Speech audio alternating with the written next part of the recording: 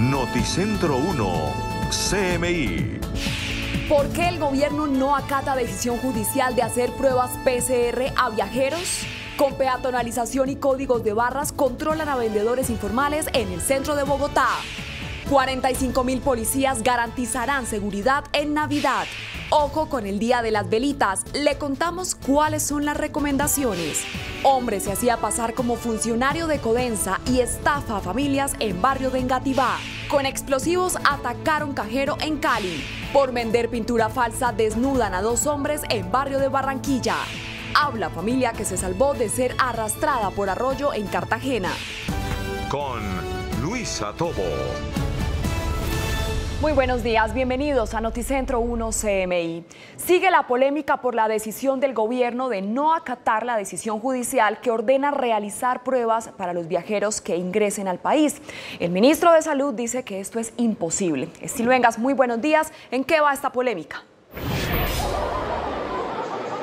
Hola Luisa y televidentes, muy buenos días. Nos encontramos a esta hora en el Aeropuerto Internacional El Dorado, en la capital del país. Y le voy a contar lo que nos han dicho algunos viajeros y es lo que está sucediendo justamente en este punto. Pues hasta el momento no les están pidiendo prueba negativa PCR para que les exijan aquí en la llegada. Quiere decir que las personas que están llegando del exterior hasta Bogotá no están presentando su prueba COVID-19 negativa. Algunas personas la han tomado antes de viajar por prevención, pero esta no está siendo exigida por parte de Migración Colombia ni tampoco por parte del Ministerio de Salud. A su pregunta, ¿cómo va todo este proceso? Pues sigue la polémica porque el Juzgado 11 Administrativo de Bogotá pues reiteró que el Gobierno Nacional tiene que adoptar las medidas necesarias para que Migración Colombia pues exija la prueba PCR negativa, pero el ministro de Salud pues en las últimas horas dijo que esto era imposible y pues hasta el momento no se está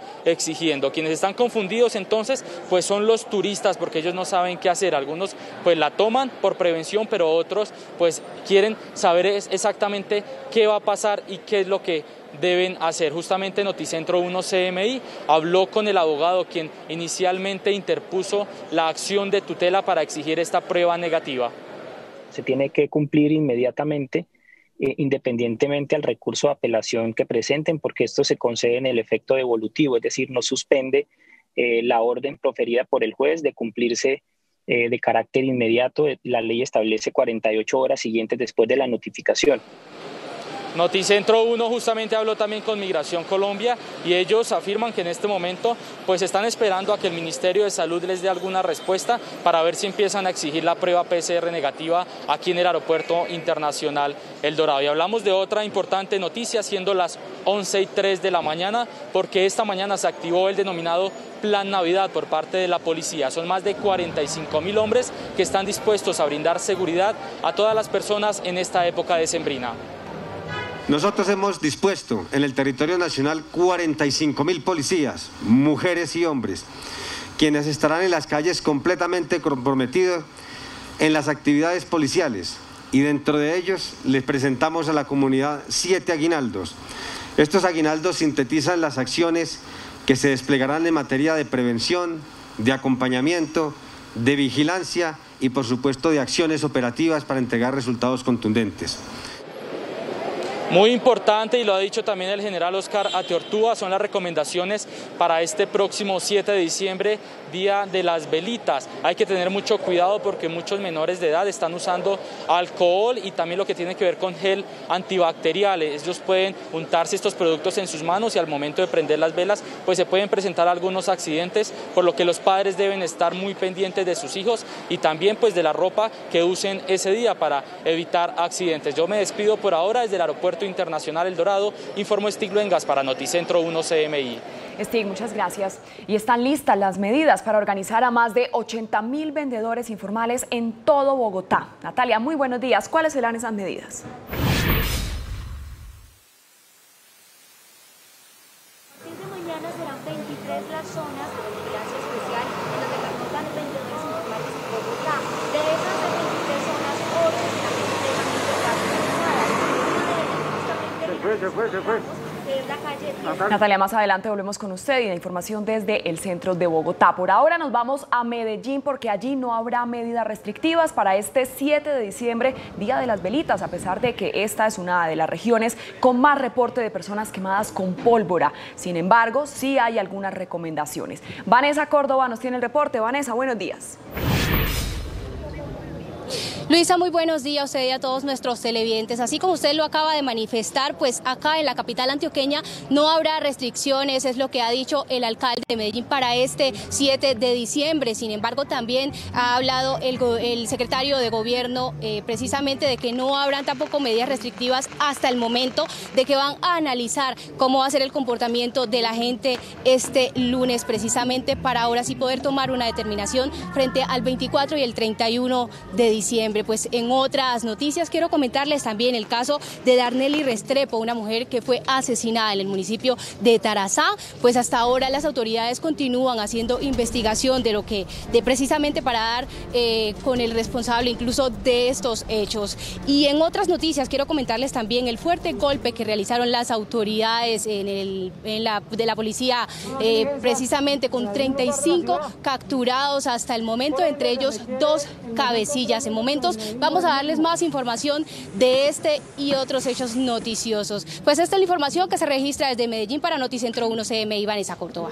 Vanessa, muchas gracias. Y volvemos a esta hora al centro de Bogotá para conocer cuáles son las medidas que se están tomando para poder organizar a los vendedores informales en esta época de Navidad y de fin de año. Natalia Dávila, precisamente usted está en San Victorino, cuéntenos. Luisa y televidentes, buenos días. Pues nos encontramos en una de las zonas que van a ser peatonalizadas a partir de mañana en Bogotá. Estamos hablando que es la calle 17A entre carreras 99 y carreras 100. Todos estos vehículos que ustedes observan en esta calle en la que nos encontramos, pues a partir de mañana no estará disponible simplemente para vendedores informales. El secretario de Gobierno ha dicho que no cualquier vendedor podrá ingresar a estas zonas. Primero, deberán inscribirse a través de la página del IPES y allí se hará un sorteo en donde se darán cupos para estas zonas. Si los vendedores informales ganan este cupo, inmediatamente se les asignará un código QR. Ese código QR es el que les pedirán al ingresar a estas zonas y de esta manera es que se va a controlar el aforo máximo para que no hayan aglomeraciones en estas 8 zonas. Recordemos, 8 zonas que se van a peatonalizar a partir de mañana y hasta el próximo 27 de diciembre en Bogotá. Ampliaremos esta información, por supuesto, sobre las 12 del mediodía, pero también hablaremos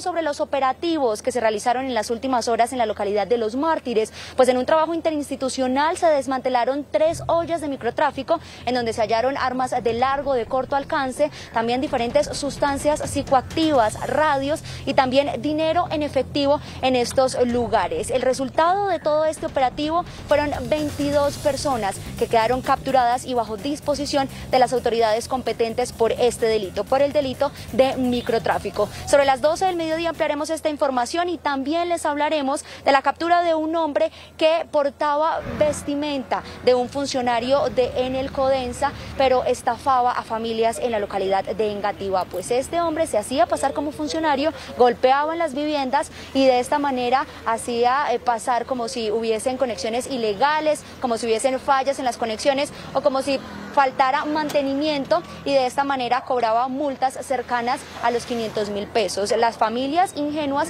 le pagaban un porcentaje y este hombre de esta manera era que las estafaba. En las últimas horas fue capturado, aceptó los cargos y también quedó bajo disposición de la autoridad competente. Ampliaremos toda esta información más adelante. Luisa, continúe usted con más noticias. Sí, Natalia, muchísimas gracias. Seguimos en Noticentro 1 CMI. Un fuerte estallido sacudió esta mañana el occidente de Cali. Ladrones activaron una carga explosiva para robar el dinero de un cajero electrónico. Sebastián Bedoya, muy buenos días. Usted tiene los detalles. Luisa, televidentes, muy buenos días. Así como usted lo dice, mire, eran 4 personas que se acercaron a un cajero automático y activaron una carga explosiva para poder robar el dinero. Una patrulla de la policía que estaba cerca de este sector escuchó el estallido y de inmediato activó su plan candado, logrando la captura de estas 4 personas que se movilizaban en un vehículo cuya placa estaba completamente adulterada para prevenir, evadir mejor los controles de las autoridades. La cuantía de lo que se pretendían hurtar todavía no se conoce. Lo cierto es que esas personas están siendo presentadas ante un juez de control de garantías para legalizar, por supuesto, su captura. La Policía Metropolitana de Cali también ha dicho que este año se han disminuido los hurtos en la ciudad. Y en otras noticias, precisamente hablando de la policía, 14 policías fueron capturados en las últimas horas. También esta madrugada hacían parte de una banda que la conformaban más de 40 personas. Entre los detenidos hay un sargento, 3 intendentes, un subintendente y 9 patrulleros de la institución. Algunos de sus compañeros se dieron cuenta que ellos formaban parte de esta organización y decidieron denunciarlos y comenzar con todas las investigaciones.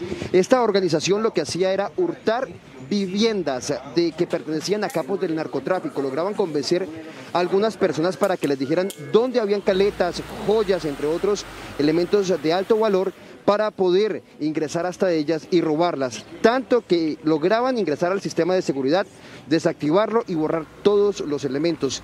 Se dice que había más de 500 millones de pesos en estos hurtos y habían muy pocas denuncias, según lo ha explicado la policía, porque este dinero no era ilícito, era ilícito mejor.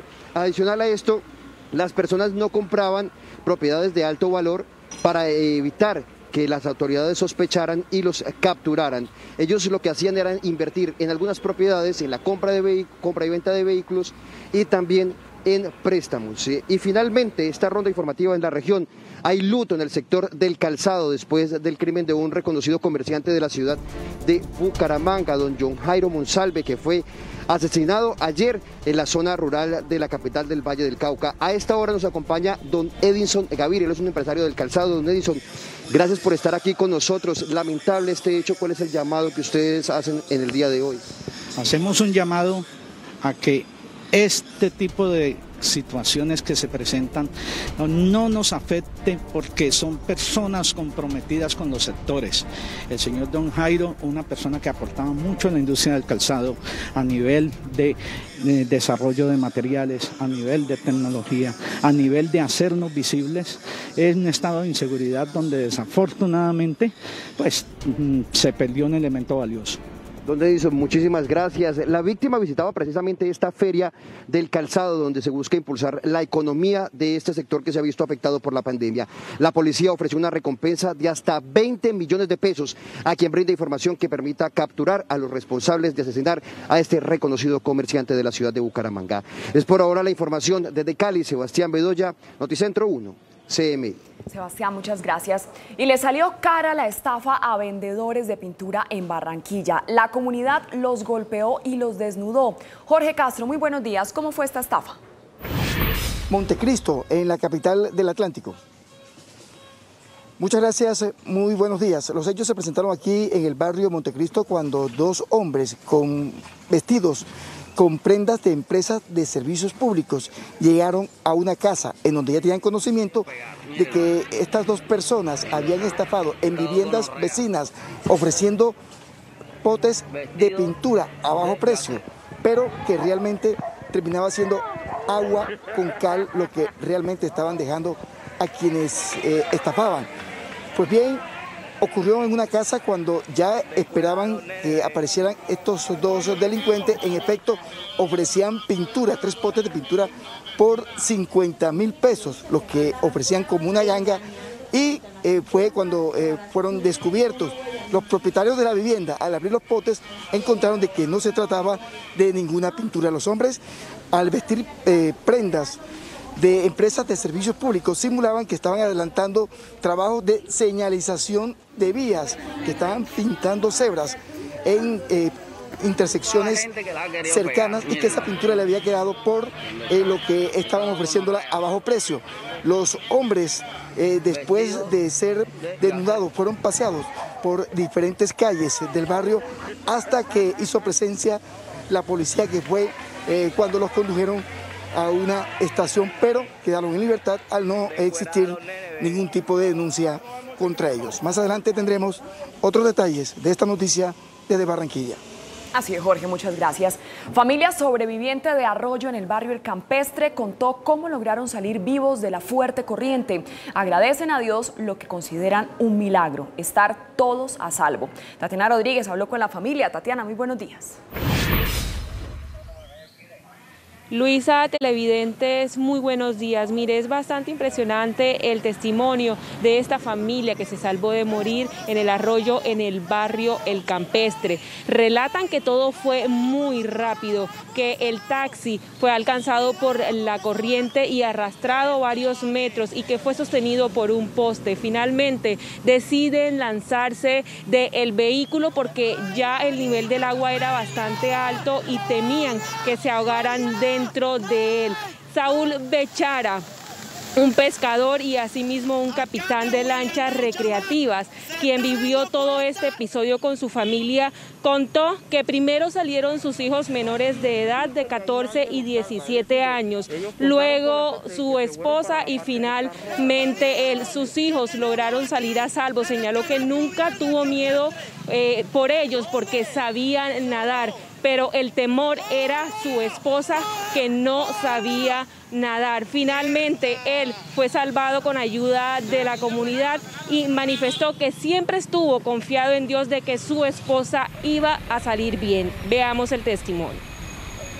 De ahí el taxi pegó en un poste, llegando cuando la corriente nos llevó arrastrado, pegó en un poste y en ese momento se comenzó a llenar de agua el taxi. Ya el agua nos llegaba a la cintura dentro del taxi.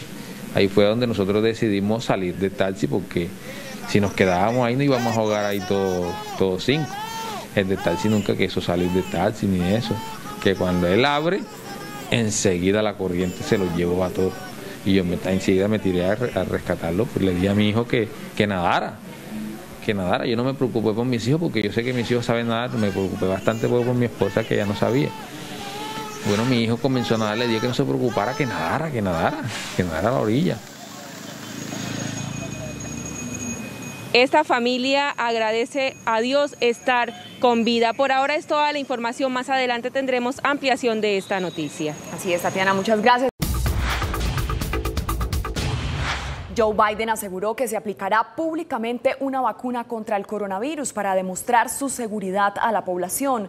Pfizer fabricará solo la mitad de las vacunas contra el coronavirus que tenía previstas para antes de fin de año. Y el mundo ya supera los 1,5 millones de muertos y los 65 millones de contagios por coronavirus. Las noticias del mundo en Noticentro 1 CMI. El presidente electo de Estados Unidos, Joe Biden, aseguró que se aplicará públicamente una vacuna contra el coronavirus para demostrar su seguridad a la población y se comprometió a mantener al principal asesor de la nación sobre la pandemia, Anthony Fauci, cuando asuma el cargo el próximo mes. Según medios estadounidenses, Biden le hizo el ofrecimiento a Fauci durante una reunión en la que le pidió que desempeñara el mismo papel que ha tenido durante los últimos presidentes, que le significó fuertes roces con el mandatario saliente Donald Trump, quien públicamente le cuestionaba con dureza. Biden también le pidió a los ciudadanos usar tapabocas al menos durante los primeros 100 días después de que asuma el cargo, advirtiendo que su uso no será para siempre, pero que ahora utilizar la mascarilla representa una reducción significativa en el número de contagios. Anthony Fauci, el principal epidemiólogo de Estados Unidos, critica la decisión del Reino Unido de aprobar el uso de la vacuna contra el coronavirus de Pfizer y BioNTech, advirtiendo que los reguladores británicos se precipitaron al autorizar el fármaco y no lo revisaron tan cuidadosamente como lo hace Washington. Here in the United States, as I'm sure is somewhat in the UK, there is this degree of skepticism on the part of the people about wanting to take a vaccine, thinking that perhaps it was done too quickly, perhaps it isn't as safe and effective as we say they are. La afirmación de Fauci se da cuando el Reino Unido se convirtió en el primer país europeo en superar las 60.000 muertes por COVID-19. Los desafíos en la cadena de suministro de Pfizer de las materias primas utilizadas en su vacuna contra el COVID-19 provocaron que la farmacéutica redujera su objetivo de producción para el 2020, según reportó la agencia Reuters, advirtiendo que Pfizer anticipa producir 50 millones de dosis de su vacuna de COVID-19 este año, lo suficiente para inocular a 25 millones de personas. Esta cifra es inferior al objetivo anterior, que era de 100 millones de dosis, y puede impactar los planes de las naciones que ya cuentan con el fármaco para iniciar vacunaciones masivas, especialmente el Reino Unido. El gobierno de Donald Trump denunció a Facebook acusándola de favorecer a inmigrantes sobre los trabajadores estadounidenses. El Departamento de Justicia presentó un escrito en el que señala a la gigante tecnológica de privilegiar la contratación de trabajadores extranjeros altamente calificados a cambio de otorgamiento de visas de trabajo, que le ha impedido a los ciudadanos del país acceder a 2.600 puestos de trabajo en los últimos 2 años. Más de 1,5 millones de personas han perdido la vida debido al COVID-19, que alcanzó el trágico saldo de una muerte cada 9 segundos, según un promedio semanal, y medio millón de los decesos ocurrieron en solo los últimos 2 meses, lo que indica que la gravedad de la pandemia está lejos de haber terminado. Solo en la última semana, más de 10.000 personas en el mundo murieron a diario, lo que ha ido aumentando constantemente con el pasar de los días. Casi 65 millones de personas en todo el mundo han sido infectadas por la enfermedad y el país más afectado, Estados Unidos, está luchando actualmente contra una tercera ola de infecciones. A continuación, los titulares de las noticias que desarrollaremos en Noticentro 1 CMI. Es imposible acatar orden de juez que pide pruebas PCR a viajeros. Habla el abogado que interpuso la tutela. Con 45.000 policías, se alista plan de seguridad para Navidad. Autoridades prenden alarma por el Día de las Velitas. Tenga en cuenta las siguientes recomendaciones. Así será el plan para organizar a más de 82.000 vendedores informales en Bogotá. Por vender pintura falsa, desnudan a 2 hombres en barrio de Barranquilla. Ahora, yo no me preocupé por mis hijos porque yo sé que mis hijos saben nadar, me preocupé bastante por mi esposa, que ella no sabía. Habla familia que se salvó de ahogarse en Arroyo de Cartagena. Capturan a 14 policías que robaban caletas de narcos en Cali. Atacan con explosivos cajero en Valle del Cauca. Con Luisa Tobo. Seguimos en Noticentro 1 CMI. Gracias por continuar con nosotros. Es imposible aplicar pruebas PCR a los viajeros. Con esta respuesta, el ministro de Salud decidió no acatar la decisión de un juez que ordena la medida para los pasajeros que ingresen al país. Estiluenga nos tiene todos los detalles de esta polémica. Stick. Luisa, muy buenas tardes. Pues como usted lo dice, continúa la polémica porque aún no se decide si será exigida la prueba PCR negativa de COVID-19 en el Aeropuerto Internacional El Dorado para todas esas personas que llegan desde el exterior. El Juzgado 11 Administrativo de Bogotá reiteró que el Gobierno Nacional tiene que adoptar las medidas necesarias para que Migración Colombia exija una prueba PCR para COVID-19 negativa a los viajeros que lleguen del exterior. Certificado de la prueba PCR con resultado negativo para el virus de COVID-19 a cada uno de los viajeros que ingresen por vía aérea. En el fallo, el juez también señala que todas las personas que lleguen al país en vuelos internacionales deben cumplir un periodo de aislamiento. Las personas que tengan una prueba tomada por un término superior a 48 horas, aunque sea resultado negativo, deben cumplir con el aislamiento preventivo de 14 días. Sin embargo, el ministro de Salud, Fernando Ruiz, afirmó que es imposible cumplir la orden impartida por el juez para reactivar la exigencia de pruebas COVID a los viajeros. Las órdenes emitidas por el señor juez ponen al Ministerio de Salud en una condición de imposibilidad de cumplimiento de dicho fallo. La afectación que dichas órdenes generan sobre la estrategia sanitaria y de contención de la epidemia que hemos desarrollado durante todo el presente año, que ha sido sustentada en un COMPES, que ha sido sustentada en una serie de decretos y resoluciones completamente estructuradas por el Ministerio de Salud.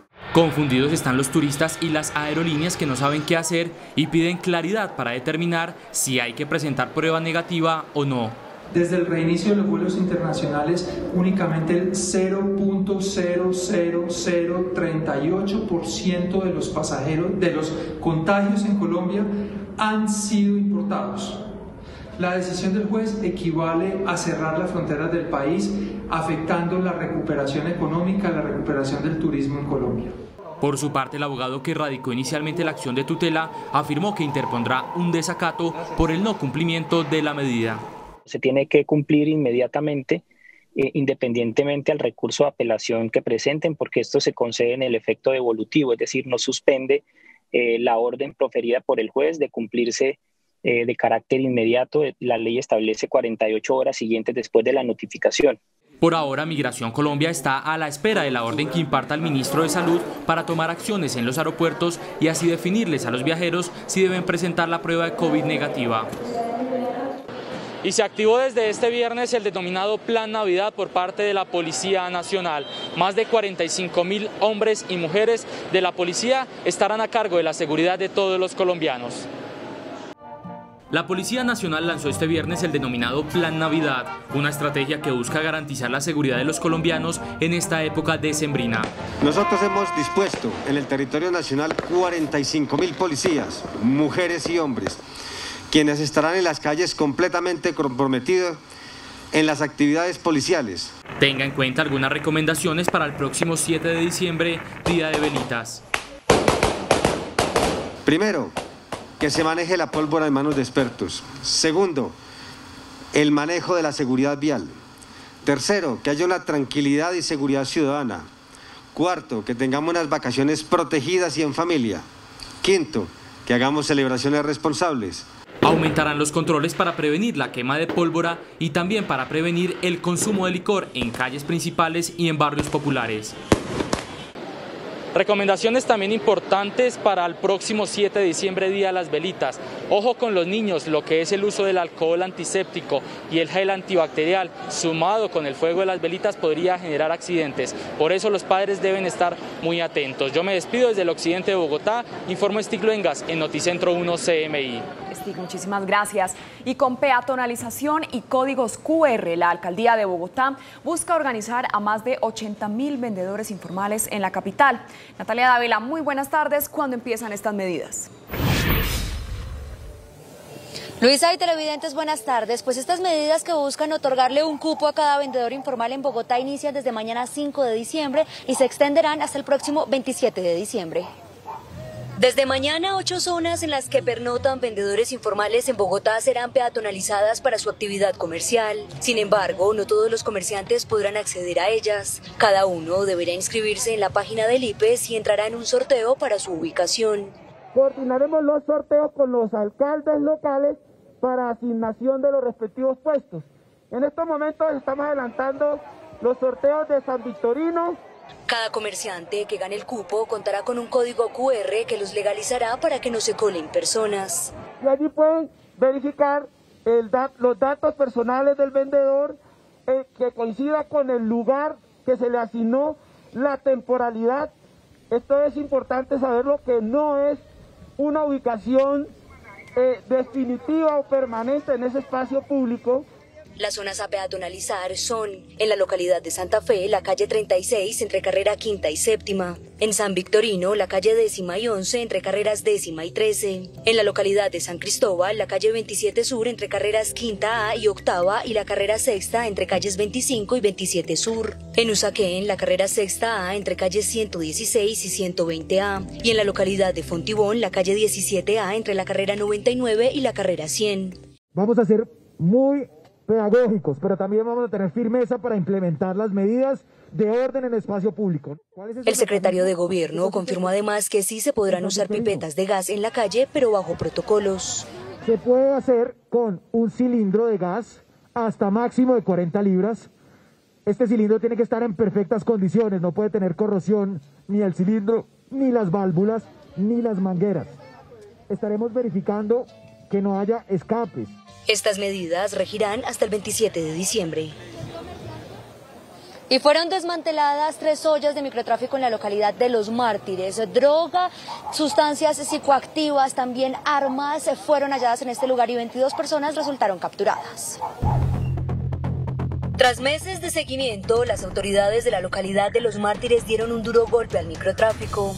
3 ollas en las que hallaron diferentes tipos de sustancias psicoactivas para su comercialización, armas blancas y de fuego y dinero en efectivo fueron desmanteladas. Se realizaron 3 operativos en diferentes puntos de la localidad de Los Mártires, 2 en el Santa Fe y 1 en La Favorita.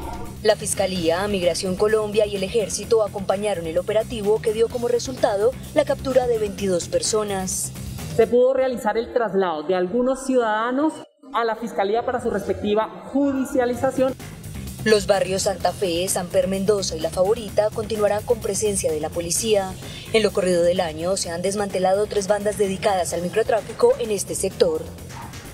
Y con vestimenta de la empresa Enel Codensa, un delincuente se hacía pasar como funcionario de esta empresa para estafar a familias en la localidad de Engativá. Este sujeto fue capturado.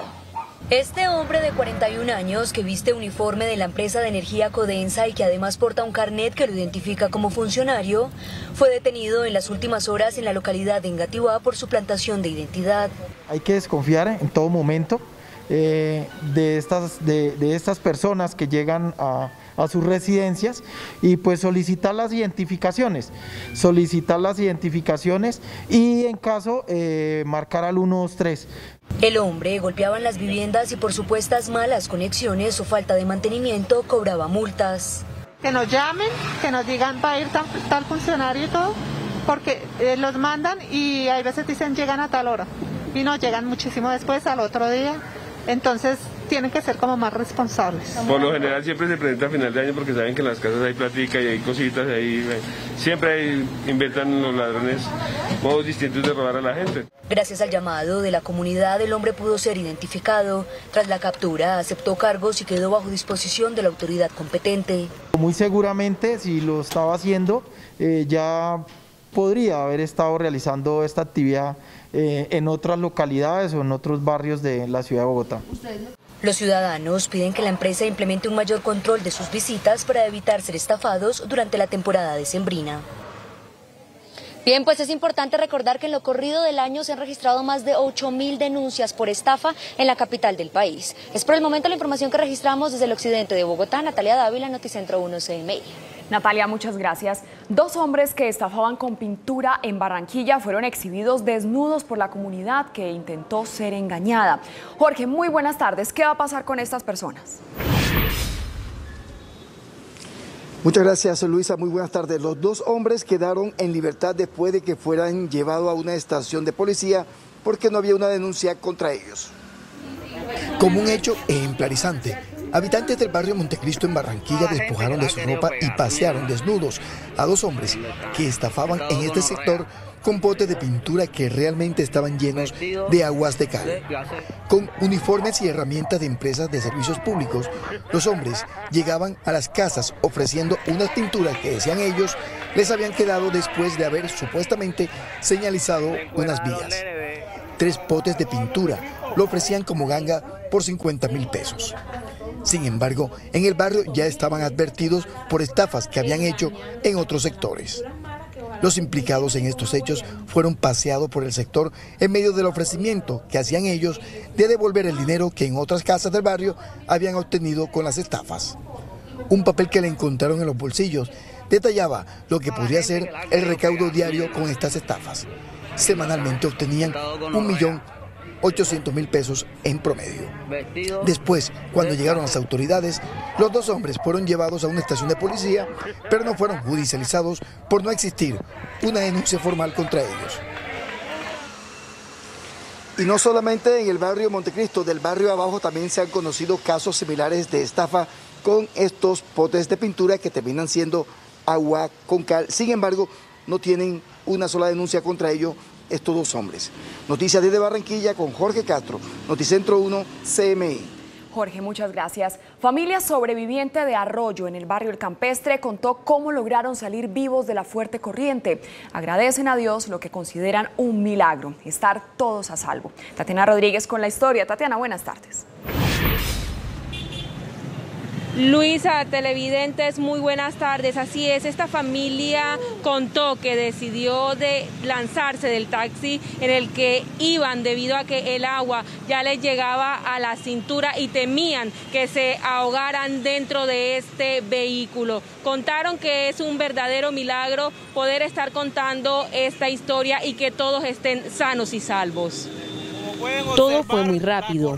Así relata el pescador y capitán de lanchas recreativas Saúl Bechara los momentos de angustia que vivió junto a su esposa y sus dos hijos de 14 y 17 años en el arroyo del barrio El Campestre. El taxi pegó en un poste, llegando cuando la corriente nos llevaba arrastrado, pegó en un poste y en ese momento se comenzó a llenar de agua el taxi. Ya el agua nos llegaba a la cintura dentro del taxi. Ahí fue donde nosotros decidimos salir del taxi, porque si nos quedábamos ahí no íbamos a ahogar ahí todos cinco. El del taxi nunca quiso salir del taxi ni eso. Cuenta que primero salieron sus hijos arrastrados por la corriente al abrir la puerta, luego su esposa y por último él. Que cuando él abre, enseguida la corriente se los llevó a todos. Y yo enseguida me tiré a rescatarlo, pues le di a mi hijo que nadara. Yo no me preocupé por mis hijos porque yo sé que mis hijos saben nadar, me preocupé bastante por mi esposa que ya no sabía. Bueno, mi hijo comenzó a nadar, le dije que no se preocupara, que nadara a la orilla. Los menores lograron ponerse a salvo primero con ayuda de la comunidad y posteriormente el hombre de 38 años.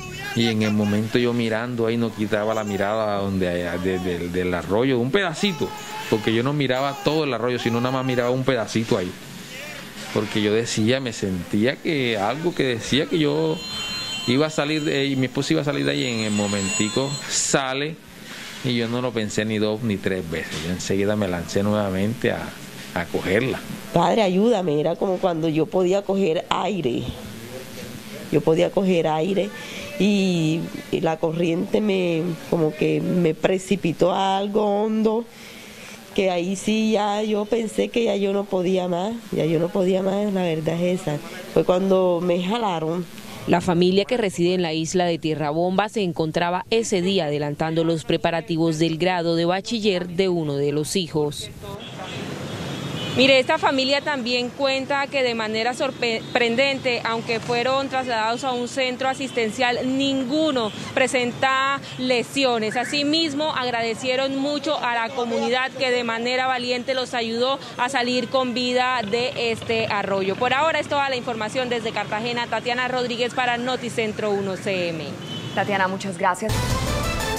Última hora, Noticentro 1 CMI. Mucha atención porque el gobierno de Estados Unidos acaba de deportar a Colombia al ex jefe de la unidad anticorrupción de la Fiscalía, Luis Gustavo Moreno. Moreno llegó en un vuelo especial a Bogotá en calidad de deportado y será trasladado en los próximos minutos al búnker de la Fiscalía General de la Nación. Luis Gustavo Moreno fue capturado en junio del 2017 en suelo estadounidense, luego de comprobarse que había pedido un soborno de 500 millones de pesos al exgobernador de Córdoba, Alejandro León, para dilatar un proceso que corría en contra suya. Esto desató el escándalo conocido como el llamado Cartel de la Torre. En otras informaciones, en Medellín no habrá restricciones para este 7 de diciembre, Día de Velitas, a pesar de que Antioquia es el departamento con más casos de quemados con pólvora. Vanessa Córdoba con el reporte. Vanessa. Luisa, muy buenas tardes. Así como usted lo está diciendo, es precisamente las autoridades, pues además de usar el tapabocas como recomendación, también dicen que hay que tener mucho cuidado con el gel antibacterial, de usarlo cerca de donde haya fuego. Sin embargo, escuchemos esas otras recomendaciones de las autoridades.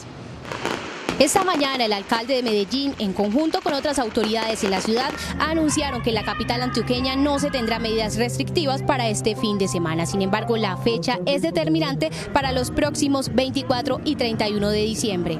Vamos a estar observando qué pasa este fin de semana.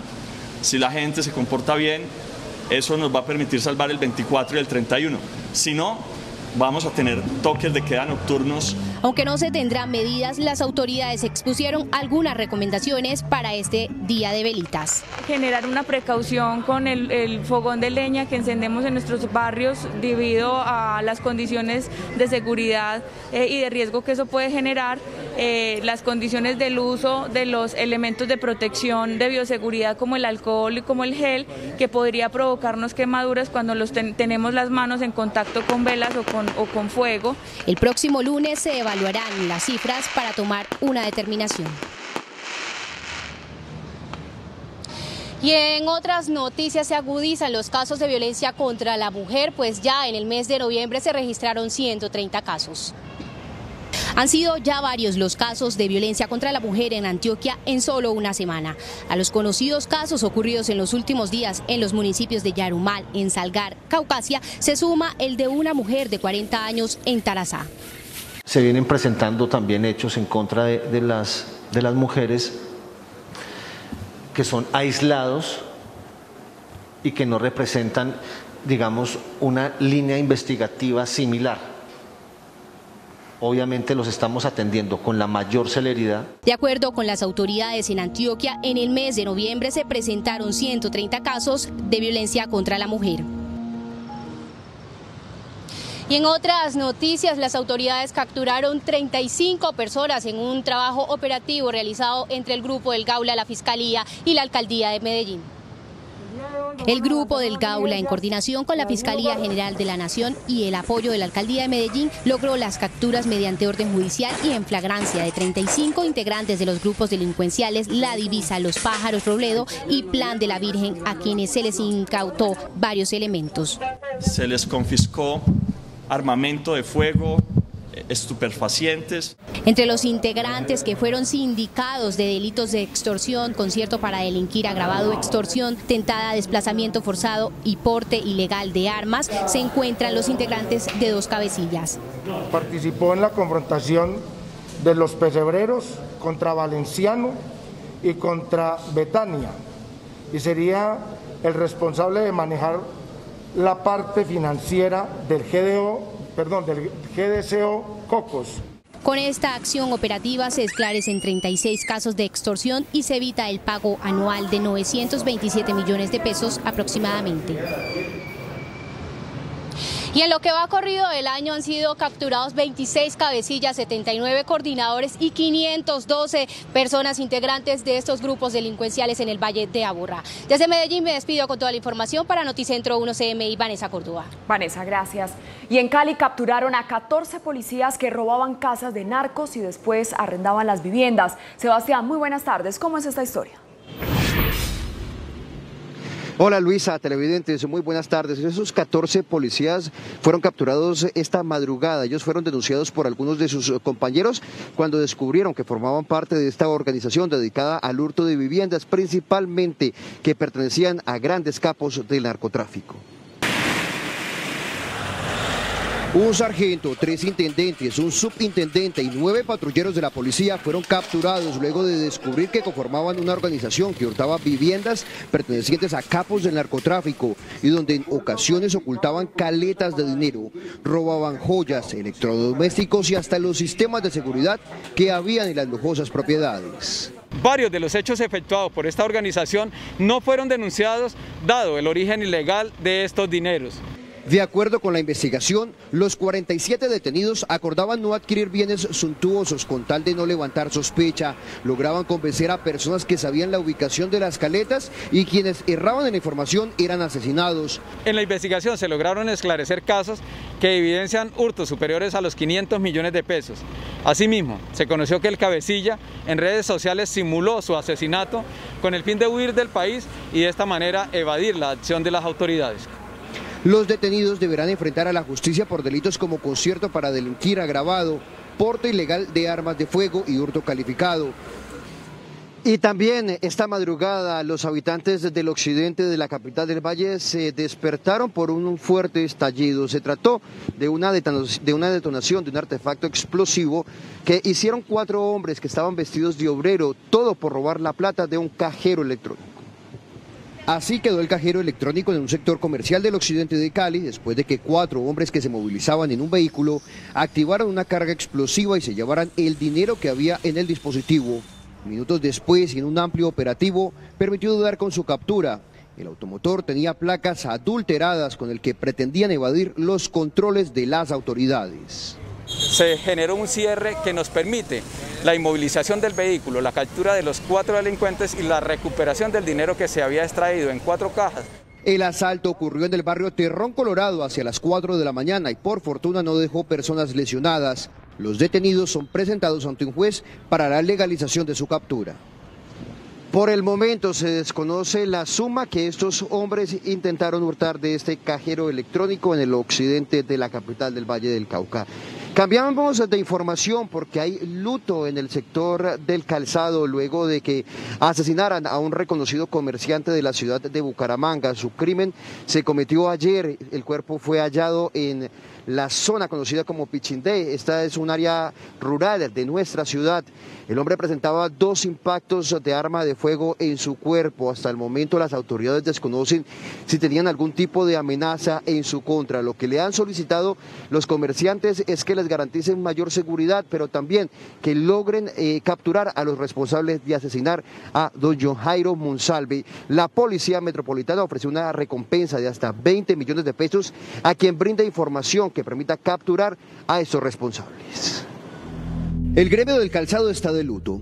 La tristeza embarga a cada uno de los representantes del sector por el crimen de John Jairo Monsalve en zona rural de Cali. Una persona comprometida con el sector del calzado, una persona que desde hace mucho tiempo, muchos años nos hacía aportes en parte de materiales, en parte de tecnología, de procesos.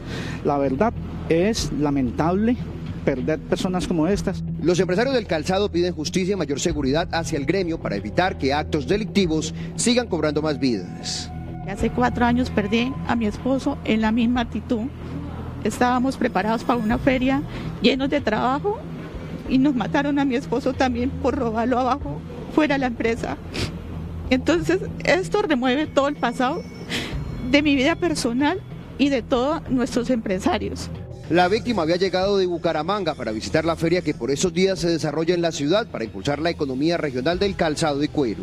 Precisamente esa feria que visitaba la víctima estará hasta el próximo domingo. Todos los días la abren hasta las 7 de la noche y lo que busca es generar ingresos, reactivar la economía de aquellos sectores que fueron afectados por la pandemia del COVID-19.